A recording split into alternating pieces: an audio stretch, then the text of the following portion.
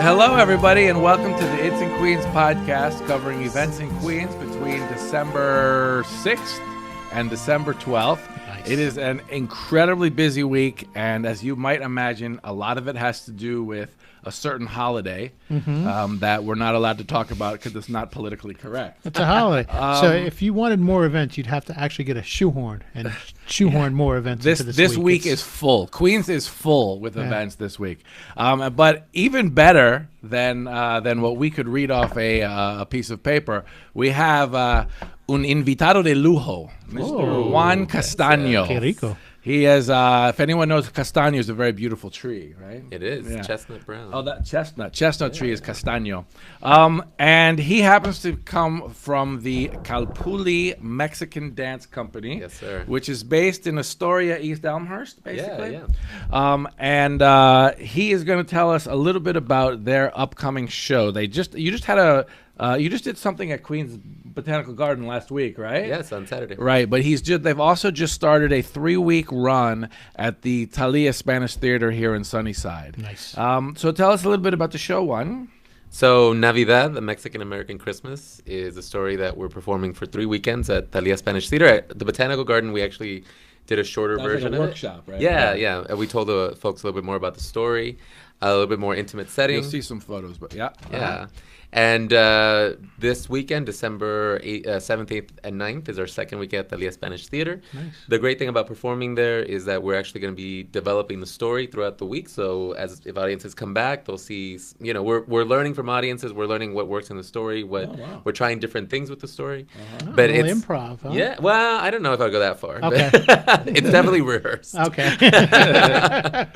But what characters, maybe enhancing some characters, taking them back, changing projections, trying different songs, that sort of thing. And this is actually written, this is an original, this is the first time this has ever been in public, right? Yes, this show. Definitely. And what kind of dance numbers are there? So the story revolves around a young person living the holidays, the holiday that will go unnamed. Navidad. Yeah. Navidad. We can say it in Spanish. Right? They're living the Mexican traditions with their family, and also living the traditions of the United States at school with their friends, and they try to bring them together, and it doesn't work. And they fall into a dream, very much like the Nutcracker, and a little bit of the Wizard of the Oz, and they put them all together. So we see Mexican folk dance, we see popular music, dancers from the Nutcracker itself, like the Nutcracker March, some of the Waltz of the Snowflakes. So it's not all just Mexican dance and music. No. It's a little bit of because it's a Mexican American Christmas, as the title says. Okay. Nice. What kind of Mexican dances are there? So we focus on, there's an Aztec-inspired dance called concheros. Have you ever heard of the Virgen de Guadalupe? Yes, of course. Yeah. Rob's heard of everything. I pray to her, yeah. Just so you know, the way the show works, he knows everything. I'm the idiot. So just talk down to me, and he'll understand everything. In case you guys were wondering, a native Mexican named Juan del Toro was walking through the mountains of Tehuantepec or whatever, and he saw the Virgin of Guadalupe in the sky saying convert to Catholicism, and he went back and brought Catholicism to Catholic through the Virgin of Guadalupe. It's very common that people will go to prayer, set up altars and pray to Guadalupe when they want things. And the big Catholic church in Mexico City is called La Basilica de Guadalupe. It has a gold statue of her that's worth about $500 million. Yeah. He does know everything. Apparently you walk through extreme poverty in the Central Plaza and then you go to but so what about Guadalupe anyway? That's just for those who So after we deep cut. In the story we established that the couple that will have the child are from northern Mexico, and they dance some polkas from northern Mexico. Yes, there is a connection to Polish polkas in northern Mexico. You know this, because you know everything. And it's because of the gold. Well, I think the gold prospectors brought the accordion to Latin America. There's an accordion in the show. Yeah. So anyway, and then once the child comes into the story, the first thing the family does is they go to a celebration of Virgen de Guadalupe. And we see these dances, concheros, which are these kind of native-inspired dances, but they're very Christianized, very, even the instrumentation, and they're dance in honor of the Virgen Guadalupe. After that, we go to her school, and we see a popular dance, kind of a jazzy sort of dance to Let It Snow, and then some dances from the Nutcracker. Then we see some mariachi-inspired dances. There you go. You're waiting for that. I love I mariachi. love Yeah, good it's definitely in mariachi. there. Yeah. So we go back and forth between both That's smart. cultures. I like okay. it. Wow, that's great. you. And you are a lead dancer. What's your? I am. I think I Don't have be a few modest. more- I There's think I no have a few more modesty on this years show. dancing, You're the yeah. best dancer in the troupe. Are you, you can tell us. are you number one on the call sheet? Yeah. I'm Your pretty- name I'm up is there. number one. But I am the executive director, so I have a lot of influence Ah, in there the you go, order, yeah. so maybe it's not fair. But yeah. The only way I got on this podcast is I helped produce it. So, otherwise, So now this is showing. I think is it showing 4 times a week? 3 times. 3 times a week, and it's Friday, Saturday at 8, and Sunday at 4. You got Is it. that right? Yep. Okay, so there's 6 more chances now to see this at Thalia Spanish Theatre, and you can watch it again Friday and Saturday at 8 or Sunday at 4. What will they be able to see you doing? So I actually play the father character, Oh, okay. and in the dream, I am a toy soldier. Ah, So yeah, so you'll Fantastic. The toy soldier is a combination, half mariachi and half Nutcracker. Nutcracker. That's what she sees in her dream. okay. And the mother is also, she's a mother in the real world, and in the dream she's one of the snowflakes, one of the Mexican snowflakes, Copas de wow. Nieve. Wow. Okay. I like this. This sounds like a great show. Wow, this does sound like a good show. I didn't think I was gonna go, but now I think I have I think to. we should go. Come I think down, we should take an please. It's in Queens I've been podcast trip to you know, see it. I Thalia would love Spanish that, Theatre yes. is a very nice place. It's a gem. Oh, it Thalia is, Spanish yeah. Theatre. You got to keep it. So we're gonna go into the stuff of the day, but I'd love to hear more about Capulli. I know you guys have a lot of stuff going on. Yeah. We'd love to hear more, but let's just go through some of the stuff. Some events. so people don't hang Top up. level stuff. Let's Yeah, go. some Just highlights. Like I said, it is an incredibly busy week, and a lot of it has to do with holiday stuff. But there are some non-holiday items. First of all, now you're going to tell me how to pronounce this, and you're going to tell me how big this guy is. All right, Okay. Ken Jeong. Ken Young. Yeah. Ken Jeong. Okay. Yeah. He's He's a doctor as well. He's a doctor. Yeah, he's a legitimate medical doctor. That's how he actually. yes. He. I Oh, think okay. his first thing that he did was he won the funniest doctor contest on like Ellen or maybe one of those okay. daytime shows, and then it sort of led him into show business. Oh, okay. And he's, of course, he's been in the Hangover movies. He was very. Okay, very he was. famous part in I just from what I've read, he was the Asian mobster, Mr. Chow, in the Hangover. In the Hangover but movies, he's yeah. also been in some of these other Netflix. Oh, TV absolutely. He's been a shows. lot He was of, in The Office, I guess. He was in The Office, and he's been in a lot of Judd Apatow movies as well. Okay, so he's an actor and a producer And a and a producer. writer Yep. and a doctor. Yes. and now he's a comedian. Yeah, stand-up He comedian. has a whole stand-up act, and he's now touring the country. And he will be at the Colden Auditorium on December 9th, which is Saturday. Saturday. If you want to see his show, I talked to the people from Kupferberg today, and they say that the guy is really funny. He is funny. I Yeah. mean, he's actually hilarious. Yeah, I really okay. think he's a funny guy. Okay. Well, there you have it. That is almost all we have that isn't related to to holiday. There is another comedy show though, which is funny because Oh, we is don't there? get much comedy. No. But the Queensboro Performing Arts Center in Bayside QPAC. has a big. It's called Saturday Night Stand Up, and they've got 3 acts. Oh, One is Mike Marino, who you might know. He's an Italian guy who likes to tell jokes about his Italian family. all right. There's a guy named Richie Byrne, who is he's the guy who warms up the crowd before the Dr. Oz show. Oh, He's very the good. one You that's know his him? All professional. right. And Chico then, Pie knows who he is. and then there's another guy named Gary Delana, who I think is from Bensonhurst, Brooklyn, who is very good at doing impersonations of singers. Oh, I like that. So you got actually 2 Triple different header. comedy Options, yeah. which is kind of interesting because we don't get that too often. The other thing is that I wanted to mention before we get into the holiday stuff is that Paweł Pawlikowski is a famous Polish filmmaker, and the Museum of the Moving Image is about to start a long retrospective of his work from December 7th to December 16th. They'll be showing a bunch of movies that he directed. My Summer of Love and Dostoevsky's Travels are 2 of them. Right. I don't know if that sounds familiar. Last Resort, Cold War, Ida, and a couple of others. Now, Impressive let us resume. talk about. I have 2 more events that are not holiday related. If you want to Oh, just shoot okay. them Yeah, in. talk about them now. They're both at Resorts World. I just happened Okay. to check. The first one on Friday, December 7th, is the singer D-Train. Did you know there was a singer named D-Train? I did. Yeah. I didn't. It's Yeah. like my nickname with some of my friends is He's D-Train. Chris Donovan. Chris is his D-Train name. Donovan. Yeah. And I found Okay. out this guy's performing at So your Resorts World. So I Tocayo thought is that going was. to be. I think I should go there. Do you think I should go there and confront him about the name? I think you have. I think we have some kind of like a patent lawsuit pending. So on we should that. talk about that. And then on December 12th, Journey cover band called Any Way You Want It. And I Any Way looked You them Want up on YouTube today. The guy sounds good. Oh, really? So, yeah, Okay. that's December 12th. So those are Okay. 2. Those are both at Resorts at both World? at Resorts World. Okay. Check their calendar. Okay. The first one I want to talk about is near and dear to my heart. It's called the Holly Tour, and this is the chance where you did can. the press conference the other day for this, didn't you? Weren't you in attendance? I was there. Yeah. There are 7 historic houses that is with landmark status in Flushing and Corona. The 7 of them are getting together to host a historic house holiday tour. The Sheraton LaGuardia is giving for the day, giving their bus, their shuttle bus, which normally takes people to the airports and back, and they will be taking people who want to go check out these 7 houses.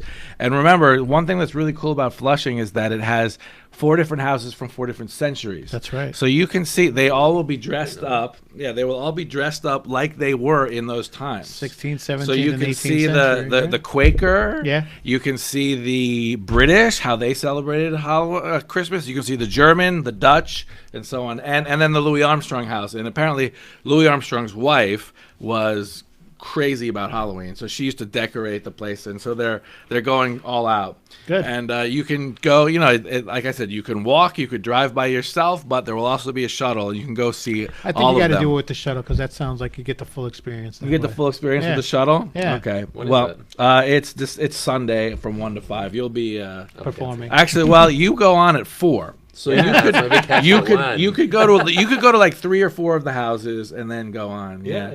The last stop is going to be the Quaker Meeting House, which I believe is the oldest house of religion in the Queens. Yeah, for sure. Yeah. And there's going to be mulled cider, and there's actually going to be a performance, dance performance. So that's kind of fun. That is good. Then let's just talk. I can just take. Do you want wreath making? Well, Yeah, we've got let's 2 get into wreath it. making workshops at the Those. Botanical Garden. Do you want to buy some Christmas? Do you want to know where to buy your Christmas presents? You mean your holiday presents? Holiday presents? Well, Oh, the yeah. Astoria Market has the Bohemian Beer Garden in Astoria Market. You performed there before, haven't you? The Bohemian Bohemian Beer Beer Hall? Hall. No. Oh, really? I had beer there, but I You had beer there? Okay, different He had a kind of beer there and he performed, but it was a different thing. Cops were called. And, Yeah. They asked Wow. me. Right. Asked him to stop. Okay. So they're hosting a market which will have goods that are made by local Astoria people. Nice. Flushing Town Hall will have a holiday market selling goods made by local Flushing people, and Sunnyside Shines, the big- business improvement district under the 7th train on 46th Street. They'll be selling all kinds of items made Every by local weekend. crafters. Yeah. They're actually doing it more than just one day. This day I'm talking about is December 9th, and they have these really big space heaters, so they'll actually be heating up the spot. So it'll be kind of fun. So you want to know where to do your Christmas shopping? Right here in Queens. Forget Amazon, even though Amazon though is they're coming to coming. Queens. Forget it. Are you wondering? Do you want to hear some Christmas music? I do. Well, what a great idea. Queens College's Choral Society is offering its special winter concert. Nice. And as it's the winter concert, of course, it'll have Handel's Messiah. All right. Okay. And I just want you to Will know they that do Mariah Carey's Christmas song? Because that's my favorite Christmas song. Mariah Carey has a Christmas song? Yeah, all I want for Christmas. What does she want for Christmas? You. You. Yeah. Okay. All right. Well, we got that going for us. You got that going for us. We have there is the annual Christmas concert that the Sacred Music Society does at Our Lady Queen of Martyrs, which is in Forest Hills. And that, again, will have the first half will be Handel's Messiah, and then the second Handel's getting a lot half of play will be out all there. kinds of Christmas plays. Yeah, well, that's the Christmas song, Sure. right? Do you know it? Can you hum it? dun, dun, dun, dun, dun, dun, dun. That's not it. I think that is. That is it. Yeah. Dun, dun, dun, dun, dun, dun. So you've got that. You've got competing markets. You've got competing Handel I don't do it justice. messiahs. Yeah, right. We also have. You have Ecuadorian winter recital. We have an Ecuadorian winter recital, but that's not Christmas. Is that Christmas? It related? says Queen's Holiday Theater, Spirit. Queen's Yeah, Museum. Holiday Spirit. Yeah. Okay. We have there's a flamenco performance over 4 days in Queen's Theater, and it's called Navidad Flamenca, of course, because it's there you it's Christmas inspired. We're part of that too. Oh yeah, that's right. Yeah, You're that's going to it. be performing then. We're sending 2 dancers. You're sending 2 dancers. Is that how it works? What'll they be doing? They'll be performing dances from Veracruz. So with flamenco, we share the footwork. Similar. Okay. So we're part of that. It's going to be a lot of fun. Okay. That's right. So if you can't get a Rochas. ticket to Thalia, Uh-huh. then go get a ticket at Queen's Theater. Queen's Theater. Look at that. Or do both. Or do both. Yeah, that's a good idea. We're performing at different times. So Okay. There is a concert called Music for Yuletide by the Queen's Consort. Now, do you know about the Queen's Consort? This is a great Consort, right? It plays Baroque music, which is to say that they play music from, I believe it's 17th and 18th century Italy, or really Europe, but mostly Vienna, Italy. And they play on instruments that are made completely of what instruments were made of back then. Right. So instead of their string nowadays, when you have a string, it's made of nylon or whatever. Back then, it was actually a catgut. Right. So their musical instruments actually have real catgut. And on I've them. heard they kill And- cats specifically for this. I don't to know. This day. I don't know. Oh, I don't maybe know. that's wrong. I don't know, but they play instruments Peter that will are be instruments. It's exactly the way it was in 17th and 18th century. That's very cool. Europe, and they're going Talk to be about kicking it old school. Yep, and they're going to be playing music written by mostly Italian composers from back then. Now, I don't know if you know, but it has those instruments. It has like an eerie sound, especially since this is going to be happening at St. Mark's Church in Jackson Heights. Great acoustics. It has a great acoustics, and it'll sound like sacred music. And they'll be playing a whole bunch of Christmas carols from that age. And guess what else they'll be playing? What song do you think they might be playing? Yes, they will be playing Handel's I told Messiah. you I'm not the quick one here. So you can actually, I didn't get that clue it's like at a all. taste test. You can go on different kinds of things. Adding to that, I believe there's one. A Christmas Carol starts. Yes. That's Titan Theater yep. Company's Christmas Carol. That's running for 3 weeks. No, it's not. It's running for December. No, where am I? It's running December 7th to December 23rd. How many days is that? That's 16 days. 16 days. Yeah. It's 2 weeks and 2 days. This is Titan Theater Company is doing this. It's the 5th time they've done it. I've seen it. It's their last fantastic performance as show. the official resident theater company. Yes, Queens, Titan Theater is the resident theater company at Queens Theater, but they are going over to the Variety Boys and Girls Club in Astoria, Queens. The interesting thing about this Christmas character, this one play, is that they have 2 females playing the main roles. Nice. So they have females playing the male role of Ebenezer Scrooge and is it Marley? Who's the other Marley. big one? Yeah, Marley's the other big. Yeah, So, he's the he's the guy who. is he the No, guy? Marley's the partner of Scrooge who died. Who died? The And other then- one is the Jacob Cratchit or Cratchit? Cratchit. Yeah. Cratchit, yeah. Anyway, so it's got females in male roles. And if anyone likes Coffeed, do you like Coffeed? Do you know Coffeed, the coffee store? Long Island City? Yeah. There are actually 15 of them all around. So the owner of Coffeed is a guy named Frank Raffaelli. His daughter is one of the kids in the play. I saw him yesterday. She has a speaking role. Nice. So you might want to just go for that. There you go. And then, of course, I wouldn't be true to the season if I didn't mention the fact that Applebee's is hosting Breakfast with Santa Oh, at 5 of its Queens branches. Now, in this case, you go to the branches, and you can take your kid, eat with Santa, get a photo with Santa, get a special gift from Santa. nice. And all the proceeds go to Toys for Tots, which is a nonprofit, which will Very take the nice. money. I'm talking about 100% of the nice, proceeds. Right. Will go to to Toys for Tots to buy Christmas gifts for So you children. buy who your otherwise breakfast, wouldn't have it. you buy your breakfast, buy or your lunch, breakfast, and then yeah. that money goes And towards that money, Toys right. for Tots. Alright. And it's at 5 of our Queens Applebee's. Queens out, including the one in Astoria, which Right. is right near Kaufman Astoria Studios. Yep. The one in Bayside, which I believe is in the Bay shopping Terrace, center. yep. Yeah. The one in Fresh Meadows. Sure. The one in 188th Jamaica, Street, yeah. which is right off Jamaica Avenue, Jamaica and the Ave. one in the Queens Center Mall, Queens or Center right Mall, near the yep. Queens Center Mall. So you got 5 chances. It's from 8 to 10 on December 9th. Little kids love to eat with Santa. They That's love true. to get their photo with Santa. I believe it's $15 for the meal. Uh-huh. Everything entirely, and it all goes to a good purpose. And if you wake up late, there's still an opportunity to see Santa, because Santa on Steinway happens the same day, 12 noon to 4 p.m. Wow, look at that! You can compare Christmas concerts, versions of Handel, holiday markets, and Santas. That's right. That's unbelievable. And if that's not enough, you can compare historic Christmases at 7 different spots. That's right. Unbelievable. We got it all going on here. Let's just get back. Can you just tell us a little bit? Do you want to call? We have one other thing coming up, but first I want to talk to Juan. Let's Just finish him up. And Tell us a then- little bit about Capulli, the Mexican dance company. Yeah, so we've been around for 15 years, 15th anniversary, and we're a nonprofit. We've been based in Queens since the beginning, and our mission is celebrating the Mexican community with dance and music. It's a simple mission, but in the last few years, it's taken on more significant. Bigger meaning, yeah, a lot for bigger sure. meaning. And this is a story we've been planning for many years, and it felt like the right time. Is this the first year for it? Yeah. Oh, that's yeah. fantastic. Yeah. Well, Mexican dance is actually very diverse. I mean, it Very very diverse. much varies from region to region. Yeah. So where do you normally perform? What are some of the other places that you perform? So You've been at Queen's Theater, I know that much. Yeah. Our debut performance was at Queen's Theater, and we've been partnering with them ever since. In fact, in the spring, we'll be back with another new production, Puebla, the Story of Cinco de Mayo.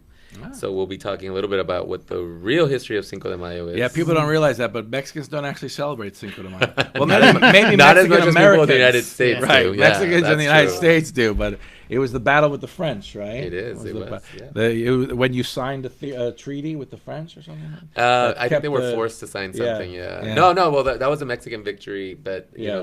the war continued actually. Oh, after because that Yeah, wasn't yeah. the final. Okay. No, but that was the last time. The Battle of Puebla is important for the Americas because it was the last time that another country invaded an American country. Like in North America. Yeah, right, anywhere right. in South or North America, that was the last time, and Right. it was a Mexican. And you defeated victory. Yeah, good. the pinche franceses. And then, but see, what happened was, I think what happened was some of the beers with Mexican names, like Corona, Uh-huh. in the United States said, hey, Cinco de Mayo, this Oh, is a yeah, great they way to sell latched beer. onto it, yeah, I think yeah, that's yeah. really why it's such a big Oh, thing. for It's- sure. Yeah. Yeah, you know, there's actually a connection to the education in the United States because we've done a lot of research to get our story right. Mm-hmm. In the academic year, usually August, September to July, yeah. June, yeah. So the schools wanted to have educational programs right after the civil rights movement that was more inclusive. Uh-huh. So in an effort to include the Latino Hispanic community, they were looking for something in the spring because September around Hispanic Heritage Month was too early in the year to Right, really to start develop off with programs. that, yeah. So when they were looking at the spring, Oh, they were looking for oh my dates, God. and Cinco de Mayo came out, so And it that's was really how Corona you and should- also education. Yeah. Corona education. That's how you It should was, approach it was all due to the fact that education, is try that to Rosca shoe- de Reyes, or Yeah. that El Dia de los Reyes Magos is too close to Christmas. Yeah. So they couldn't do that. So they had to do Cinco de Mayo. That's the because best it's way. a- Just shoehorn it in. Just yeah, do just whatever. find yeah. That's very interesting. Very Yeah, interesting. that's good stuff. And so what is your website? Dance.org. Dance.org. Yes. And tell us a little bit about yourself, Mr. Castaño. Mr. Castaño. I've been living in Queens for about 17 years. I'm originally from El Paso, Texas. Are you really? Ah. I'm a border boy. You're Yeah. not from Ciudad Juarez? No. I was almost born there. Oh, yeah. okay. I was almost born there. My mom hauled butt to El Paso to make sure that she didn't have to do all the paperwork.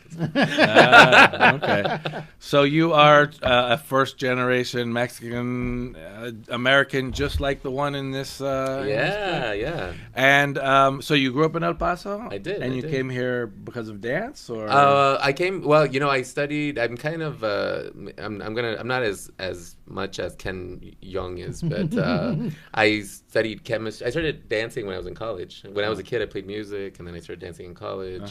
But I studied chemistry, and I was a chemist for a couple of years. Really? And yeah. Wow. And I kept dancing all these years, and Capulli's grown a lot. It's really exciting. And you're the founder? I'm one of the founders, the artistic director. Fantastic. Alberto Lopez is the other founder. Okay. And Okay. Yeah. Wow. So, That's a very cool story. And what's your favorite restaurant in Queens? This is the Rob Mackay. You can answer 2 or 3. Yeah. Okay. One of my favorites is Taqueria Coatzingo. Have you ever been there? Yeah, in Corona. Jackson Heights, 76th and Roosevelt. Oh, but Coatzingo has several locations. Yeah, so yeah. There might be one Okay, in yeah, Corona. okay, there might be okay. one there. Oh, yeah. That's a great. Yeah. Yeah, I like El Mero Mero. We were talking about Okay. earlier. El Mero Mero. They have good menudo, and you can't find menudo Really? really in New York I City thought at all. Menudo was a musical group. A Puerto There Rican is. musical? It is. It is. Yeah. And it's also a tripe soup. Oh, of course. I mean, if you're going to go that way with it, sure. And you know what? Those two places are Mexican, and Yeah. there's a Thai place in Woodside. Shri Papa. Oh, Shri Papai? Yeah. Do you like spicy food? Yeah, but I'm Oh, not. you're I not can't like do like habanero. I can do jalapeno. I can't do habanero. Oh, really? Jalapenos is. Was your spicy, mom a yeah. good cook? Yeah, Or- amazing. Really? Amazing. All kinds of Mexican food? Yeah, tamales, jeez. menudo, you name it. Nice. Man, I swear, if I could only have one cuisine, I think I'd have to choose Mexican. It is, you know what? Luckily, we don't have to in Queens. We Right, can have right, different- right, we don't. But We're watching that show on Netflix. I think it's called Top Chef, and these people are cooking from all over the world. And Yeah. when they got to Mexican cuisine, we were like the most excited because that's got it's some good stuff there. unbelievable. Yeah.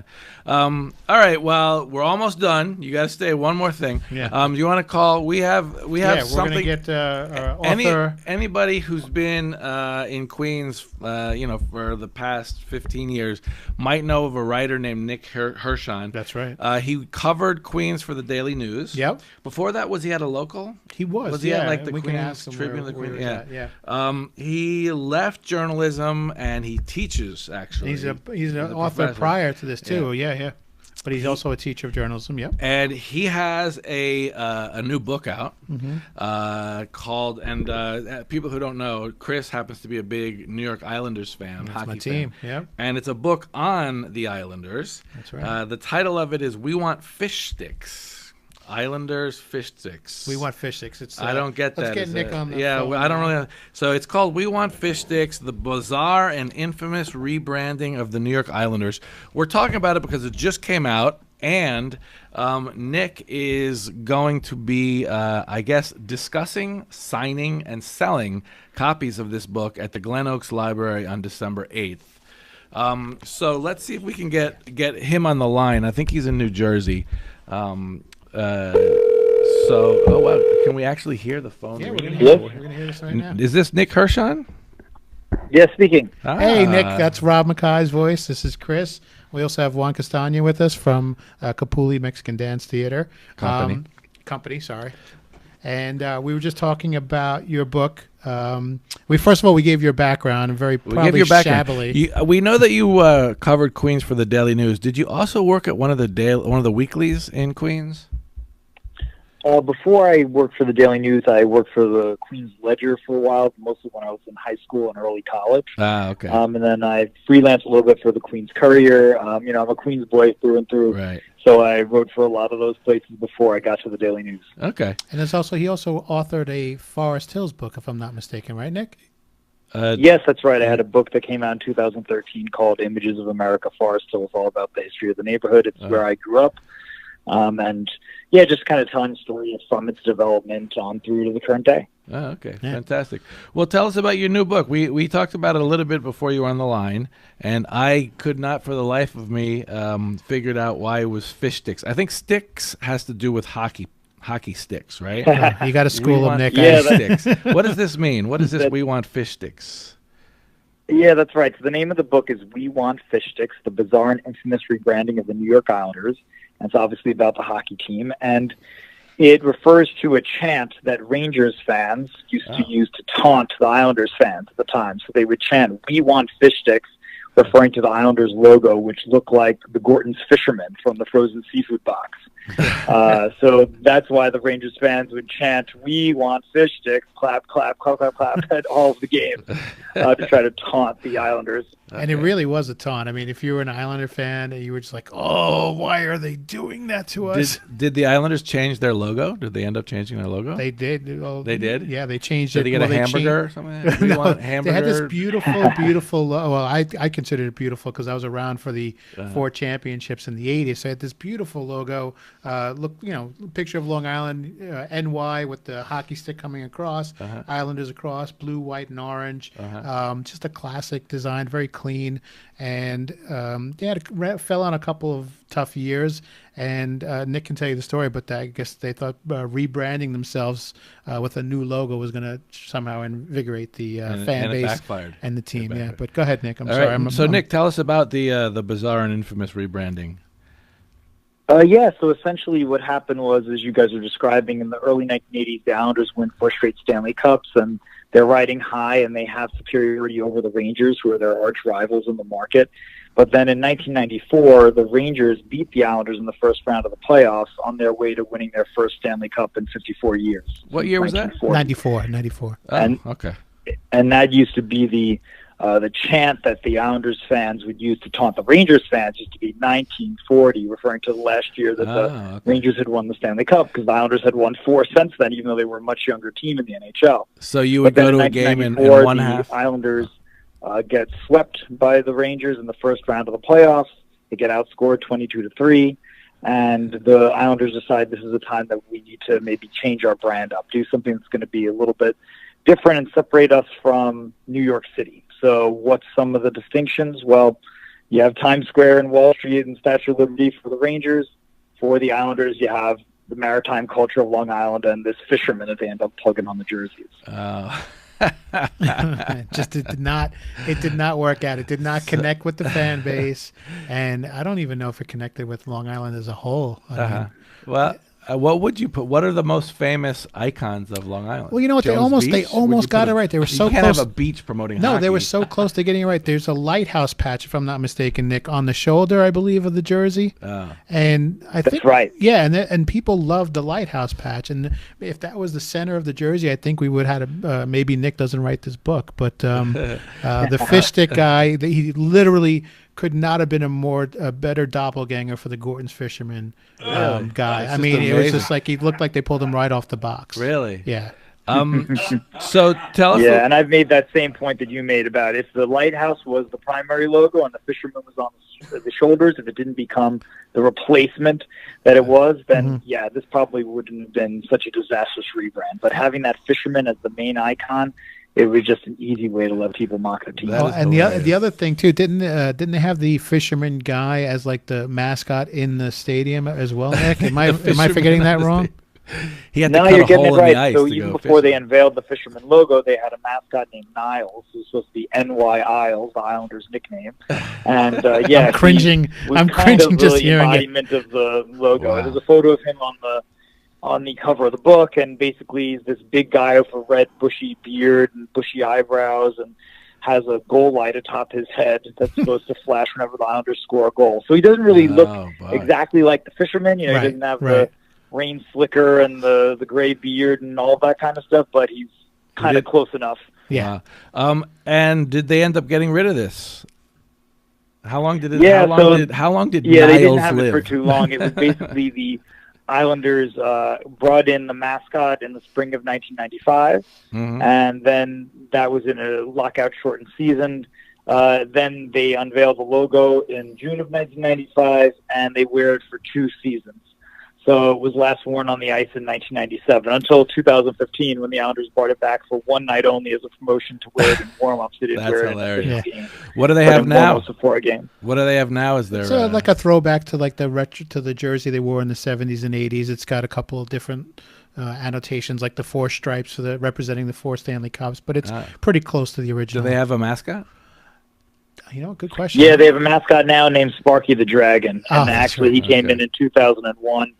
And he was born out of the arena football team that used to play at Nassau Coliseum, the same arena where the Islanders were, and it was owned by Charles Wong, who actually just recently passed away. He owned both the Dragons and the Islanders, and so that started out as the Dragons mascot, and he was red and black, and then he became the Islanders mascot and turned blue and orange. And he still was at the game. So I was just at the game on Saturday night when the Islanders returned to Nassau Coliseum for the first time in 3 years, and he was there. What was that atmosphere like on Saturday? It looked pretty electric from the social media post I was looking at.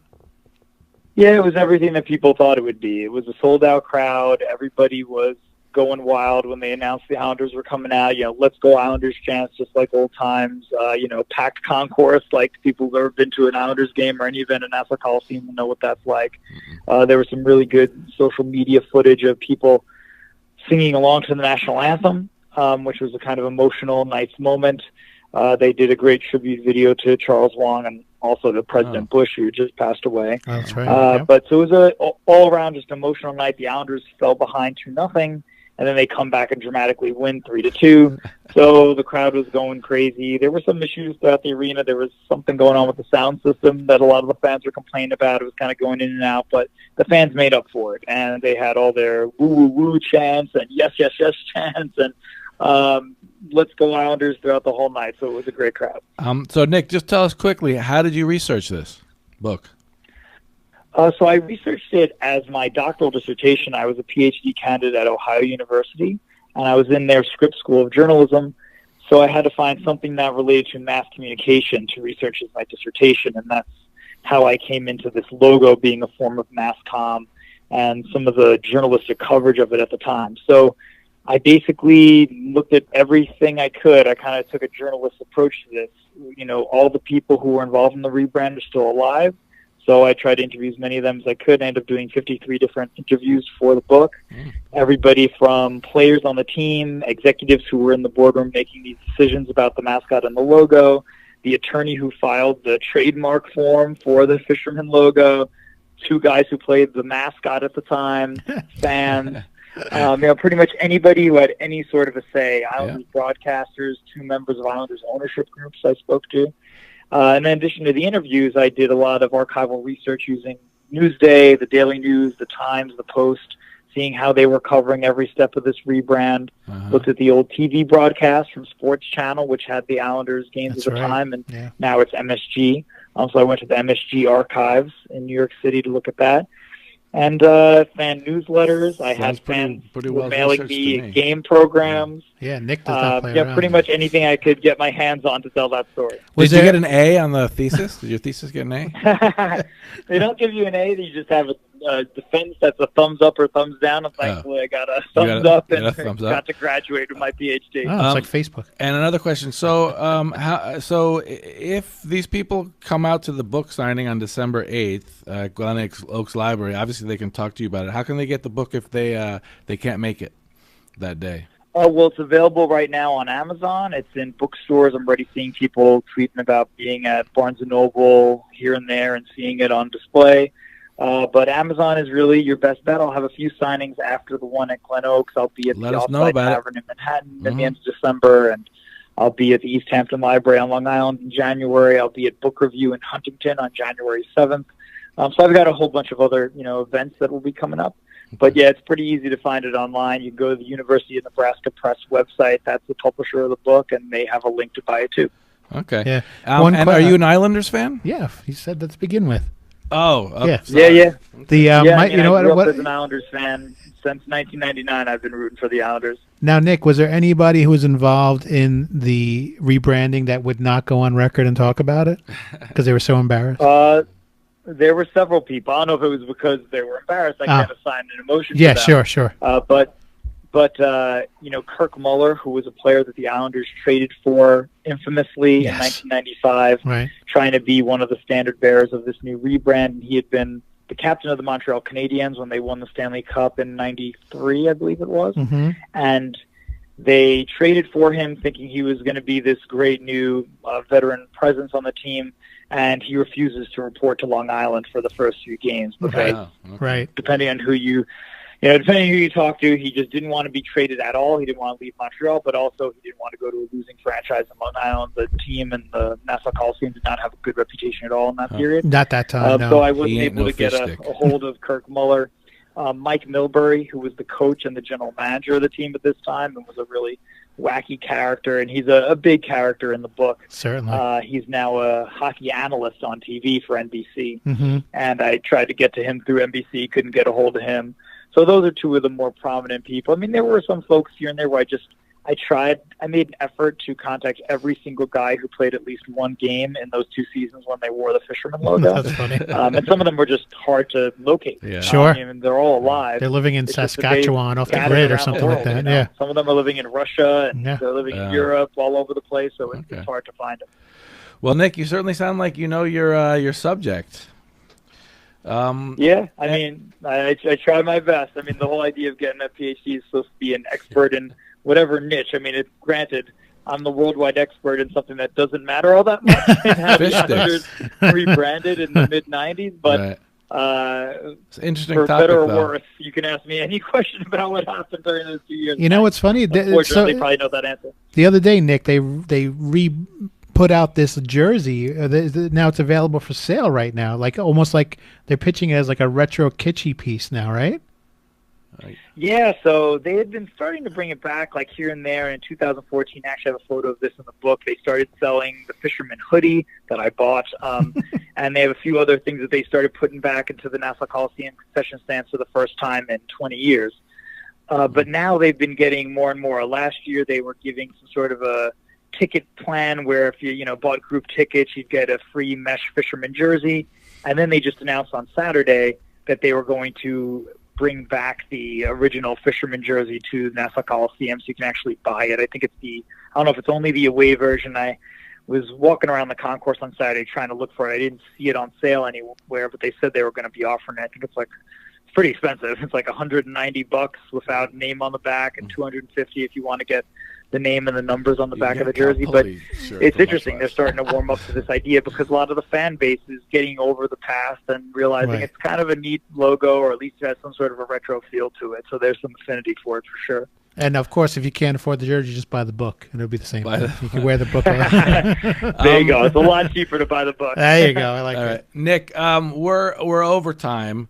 But thank you very much for coming on the show. Yeah, we appreciate it. We miss you here in Queens. We need you. And please let us know about other things going forward related to book signings.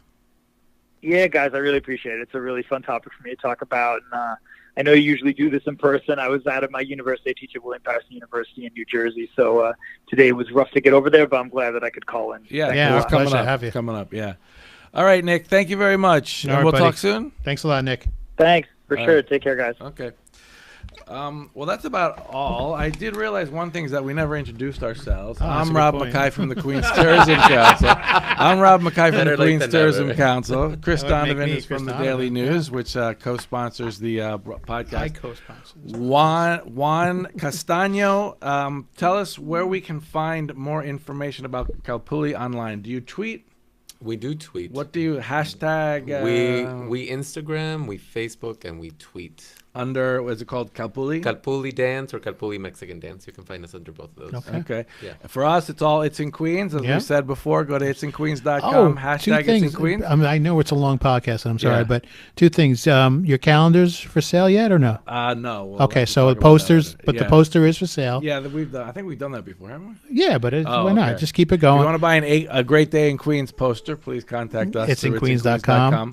And then the Made in Queens shop at LaGuardia just opened. LaGuardia, yes, this This is Saturday. yeah. LaGuardia opened up the airport. We have a Made in Queens shop. So if you are When you're in the flying airport, through. when you're flying through, you can buy items, and it's a little bit of everything. All made in Queens. Made by Queens Wow, residents. I wanna That's check kind of that fun. out. That is Yeah. cool. Yeah.